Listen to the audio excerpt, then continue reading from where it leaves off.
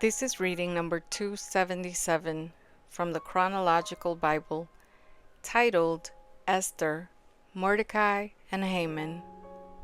Mordecai's mourning, Haman's decree, at first perplexes Esther until she learns of the plot and agrees to appeal to Ahasuerus. Esther 4. At the risk of her life, Esther appears before Ahasuerus to invite him and Haman to a banquet, where she will reveal her concerns to the king. Esther 5. In the meantime, due to a sleepless night, Ahasuerus learns of Mordecai's role in saving his life and orders Haman to bestow royal honors on Esther's cousin. Esther 6. Esther chapter 4. Esther agrees to help the Jews. When Mordecai learned all that had been done, Mordecai tore his clothes and put on sackcloth and ashes, and went out into the midst of the city, and he cried out with a loud and bitter cry. He went up to the entrance of the king's gate, for no one was allowed to enter the king's gate clothed in sackcloth. And in every province, wherever the king's command and his decree reached, there was great mourning among the Jews, with fasting and weeping and lamenting, and many of them lay in sackcloth and ashes. When Esther's young women and her eunuchs came and told her, the queen was deeply distressed. She sent garments to clothe Mordecai, so that he might take off his sackcloth, but he would not accept them. Then Esther called for Hathach, one of the king's eunuchs, who had been appointed to attend her, and ordered him to go to Mordecai to learn what this was and why it was. Hathach went out to Mordecai in the open square of the city in front of the king's gate, and Mordecai told him all that had happened to him, and the exact sum of money that Haman had promised to pay into the king's treasuries for the destruction of the Jews. Mordecai also gave him a copy of the written decree issued in Susa for their destruction, that he might show it to Esther and explain it to her, and command her to go to the king to beg his favor and plead with him on behalf of her people. And Hathach went and told Esther what Mordecai had said. Then Esther spoke to Hathach and commanded him to go to Mordecai and say, "All the king's servants and the people of the king's provinces know that if any man or woman goes to the king inside the inner court without being called, there is but one law: to be put to death, except the one to whom the king holds out the golden scepter, so that he may live. But as for me, I have not been called to come into the king these 30 days. And they told Mordecai what Esther had said. Then Mordecai told them to reply to Esther, "Do not think to yourself that in the king's palace you will escape, any more than all the other Jews. For if you keep silent at this time, relief and deliverance will rise for the Jews from another place. But you and your father's house will perish. And who knows whether you have not come to the kingdom for such a time as this?" Then Esther told them to reply to Mordecai, "Go, gather all the Jews to be found in Susa, and hold a fast on my behalf, and do not eat or drink for 3 days, night or day. I and my young women will also fast as you do. Then I will go to the king, though it is against the law, and if I perish, I perish." Mordecai then went away and did everything as Esther had ordered him. Esther chapter 5. Esther prepares a banquet. On the 3rd day, Esther put on her royal robes and stood in the inner court of the king's palace, in front of the king's quarters, while the king was sitting on his royal throne inside the throne room opposite the entrance to the palace. And when the king saw Queen Esther standing in the court, she won favor in his sight, and he held out to Esther the golden scepter that was in his hand. Then Esther approached and touched the tip of the scepter, and the king said to her, "What is it, Queen Esther? What is your request?" "It shall be given you, even to the half of my kingdom." And Esther said, "If it please the king, let the king and Haman come today to a feast that I have prepared for the king."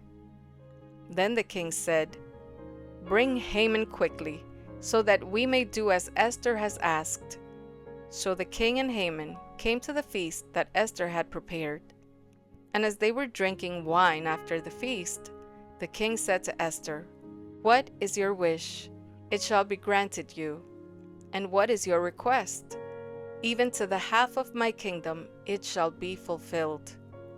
Then Esther answered, "My wish and my request is, if I have found favor in the sight of the king, and if it please the king to grant my wish and fulfill my request, let the king and Haman come to the feast that I will prepare for them, and tomorrow I will do as the king has said." Haman plans to hang Mordecai. And Haman went out that day, joyful and glad of heart. But when Haman saw Mordecai in the king's gate, that he neither rose nor trembled before him, he was filled with wrath against Mordecai. Nevertheless, Haman restrained himself and went home, and he sent and brought his friends and his wife Zeresh. And Haman recounted to them the splendor of his riches, the number of his sons, all the promotions with which the king had honored him, and how he had advanced him above the officials and the servants of the king. Then Haman said, "Even Queen Esther let no one but me come with the king to the feast she prepared. And tomorrow also I am invited by her together with the king. Yet all this is worth nothing to me, so long as I see Mordecai, the Jew, sitting at the king's gate." Then his wife Zeresh and all his friends said to him, "Let a gallows 50 cubits high be made, and in the morning tell the king to have Mordecai hanged upon it. Then go joyfully with the king to the feast." This idea pleased Haman, and he had the gallows made. Esther chapter 6. The king honors Mordecai. On that night the king could not sleep, and he gave orders to bring the book of memorable deeds, the Chronicles, and they were read before the king. And it was found written how Mordecai had told about Bigthana and Teresh, two of the king's eunuchs, who guarded the threshold, and who had sought to lay hands on King Ahasuerus. And the king said, "What honor or distinction has been bestowed on Mordecai for this?" The king's young men who attended him said, "Nothing has been done for him." And the king said, "Who is in the court?" Now Haman had just entered the outer court of the king's palace to speak to the king about having Mordecai hanged on the gallows that he had prepared for him. And the king's young men told him, "Haman is there, standing in the court." And the king said, "Let him come in." So Haman came in, and the king said to him, "What should be done to the man whom the king delights to honor?" And Haman said to himself, "Whom would the king delight to honor more than me?" And Haman said to himself, "Whom would the king delight to honor more than me?" And Haman said to the king, "For the man whom the king delights to honor, let royal robes be brought, which the king has worn, and the horse that the king has ridden, and on whose head a royal crown is set. And let the robes and the horse be handed over to one of the king's most noble officials. Let them dress the man whom the king delights to honor, and let them lead him on the horse through the square of the city, proclaiming before him, 'Thus shall it be done to the man whom the king delights to honor.'"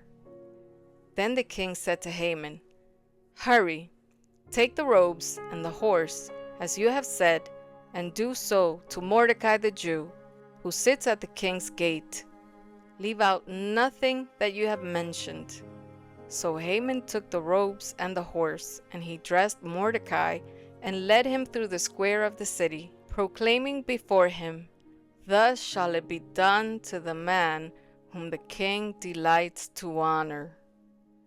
Then Mordecai returned to the king's gate, but Haman hurried to his house, mourning and with his head covered. And Haman told his wife Zeresh and all his friends everything that happened to him. Then his wise men and his wife Zeresh said to him, "If Mordecai, before whom you have begun to fall, is of the Jewish people, you will not overcome him, but will surely fall before him." Esther reveals Haman's plot.